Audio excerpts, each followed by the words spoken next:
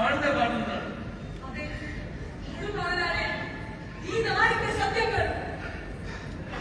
അവർ അത് നശീകരിക്കാൻ ശ്രമിക്കും.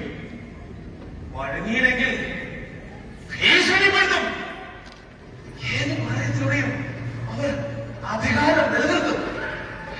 നോക്കൂ, അവസാന ശ്വാസം വരെയും ഞാൻ പൊരുതേണ്ടതായിട്ടുണ്ട്. നിങ്ങളും മയക്കുമരുന്നിന്റെ മായാലോകത്ത് നിന്നും നമ്മുടെ ചെറുപ്പക്കാരെ തിരിച്ചു കൊണ്ടുപോകും.